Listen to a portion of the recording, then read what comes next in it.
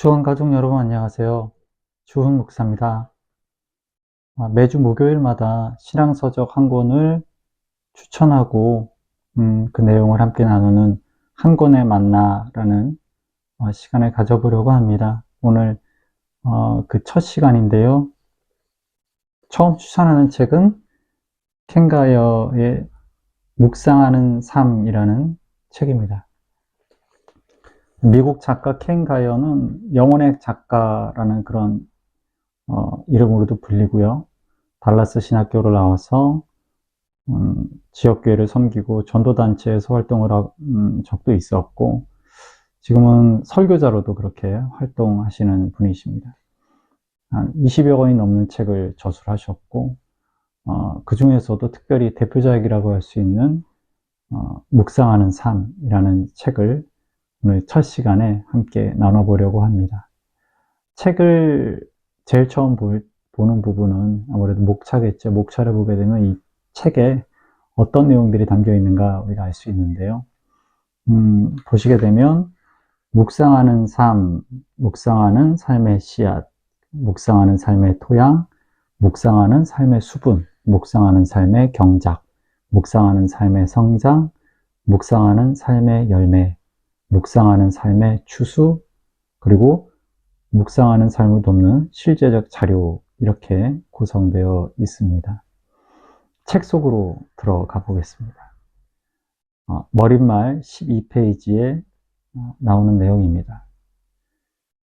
묵상하는 삶이란 하나님께서 우리 안에서 주변에서 하시는 일에 주목하고 수용하며 반응하는 삶이다.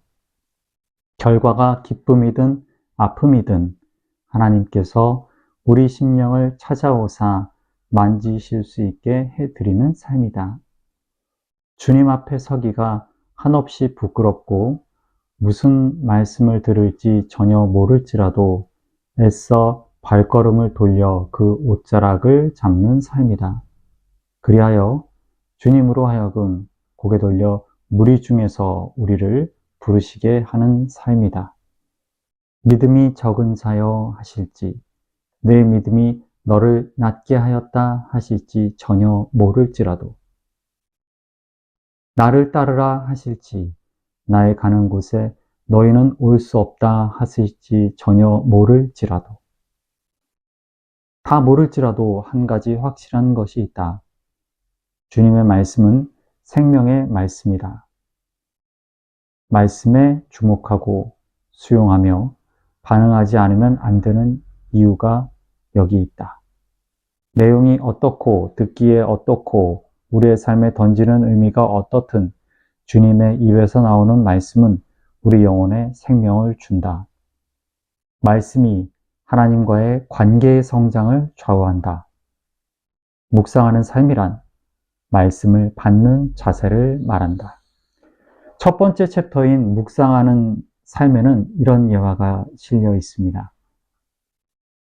제목은 양파 파는 노인입니다. 멕시코시티의 대형시장 그늘진 한 구석에 프타나모라는 인디언 노인이 있었다. 노인 앞에는 양파 20줄이 걸려 있었다. 시카고에서 온 미국인 한 명이 다가와 물었다. 양파 한 줄에 얼마입니까? 10센트라오. 포타라모는 말했다. 두 줄에는 얼마입니까? 20센트라오. 20줄을 다 사면 얼마입니까? 미국인이 물었다. 20줄 전부는 팔 수 없소. 인디언이 대답했다.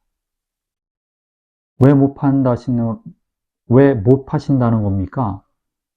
양파 팔러 나오신 것 아닙니까? 미국인이 물었다. 그러자 인디언이 대답했다. 아니요. 나는 지금 인생을 살러 여기 나와 있는 거요. 나는 이 시장을 사랑한다오. 북적대는 사람들을 사랑하고 서라피를 사랑한다오. 햇빛을 사랑하고 흔들리는 종려나무를 사랑한다오. 페드로와 루이스가 다가와 인사를 건네고 자기 아이들이며 농작물 이야기를 하는 것을 사랑한다오. 친구들 보는 것을 사랑한다오. 그것이 내 삶이오. 바로 그걸 위해 하루 종일 여기 앉아 양파 20줄을 파는 거요. 한 사람한테 몽땅 팔면 내 하루는 그걸로 끝이요. 사랑하는 내 삶을 잃어버리는 것이요. 우리에게 주어진 삶은 돈으로 사고 팔 수 있는 것이 아니다. 그것은 선물이다. 야고보는 말한다. 각양 좋은 은사와 온전한 선물이 다 위로부터 빛들의 아버지께로 내려오나니 그는 변함도 없으시고 회전하는 그림자도 없으시니라. 야고보서 1장 17절. 우리의 하루가 진정 하나님의 선물이라면 그 선물을 주신 분의 모습이 그 선물 속에서 조금이라도 보여야 한다. 잠에서 깨어나 그날 하루에 주어진 수많은 선물을 뜯어보기는커녕 아예 뜯어볼 선물이 있다는 사실조차 모르고 지나간다면 너무나 큰 것을 잃는 것이다. 잠에서 깨어나는 순간은 나에게 또 하루가 주어졌다는 것을 얼굴에 찬물을 끼얹듯 깨닫는 시간이 되어야 한다. 나에게 말이다. 그 하루의 선물이 허락되지 않는 이들도 있다. 나에게는 어떤 이유에서든 또 하루가 주어졌다. 선물을 주고받을 수 있는 하루, 사랑을 주고받을 수 있는 하루, 매 순간 하나님을 맞이하고 또 매 순간 하나님께서 나를 맞아주실 그 하루, 하나님의 자비가 또 하루의 선물과 함께 우리 앞에 밝아오는 새 아침마다 우리는 희망에 찬 경외의 태도로 하루를 맞아야 한다. 무릎 꿇고 성찬을 받는 이처럼 새 하루는 진정 성찬이기에 새롭게 주신 하루를 묵상으로 시작하는 삶의 의미에 대한 지은이의 생각이 담겨 있는 글이었습니다. 이 책에 담긴 내용들 하나하나가 많은 생각을 하게 하고 감동을 주었습니다. 켄 가이어는 말씀을 읽는 것만으로는 충분하지 않다라고 말합니다. 이런 내용입니다. 성경은 뭐니 해도 연애 편지다. 그 편지에 적힌 말은 우리 마음밭에 떨어지는 씨와 같다. 기술만 좀 있으면 씨의 길이며 무게를 정확히 재며 연구도 할 수 있다. 그러나 그 씨에 생명을 불어넣는 데는 기술이 전혀 필요 없다. 그것은 오로지 성령만이 하실 수 있는 일이다. 이는 성경을 통해서든 자연을 통해서든 삶의 상황을 통해서든 우리 마음에 내려앉는 하나님의 모든 말씀에 똑같이 적용되는 사랑이다. 우리에게 찾아오는 모든 말씀은 성령이 생명을 주시지 않는 한 땅속에서 동면의 나날을 보낼 것이다. 거기서 기다릴 것이다. 조용히, 잠잠히, 비가 오기만을. 이 책의 모든 내용을 나누고 싶지만 직접 책을 읽어보시는 것이 더 유익하실 듯 해서 마지막으로 한 부분만 더 소개하고 이 책에 실제적으로 이 책을 사용하는 방법이 뒤에 있는데 그 부분만 말씀드리고 마치겠습니다.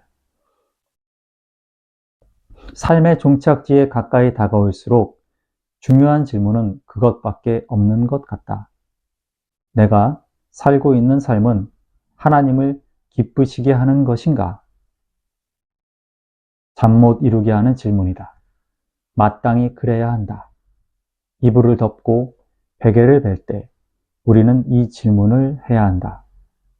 우리의 하루를 하나님의 임재 앞에 내어놓고 그분의 살피심을 받기 위해 하나님, 오늘 제가 산 삶은 하나님을 기쁘시게 하는 것이었습니까?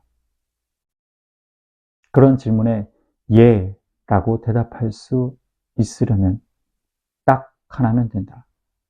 나는 오늘 사랑하며 살았나?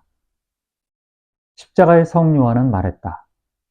하루가 저물 때 우리는 사랑한 것을 기준으로 심판받을 것이다.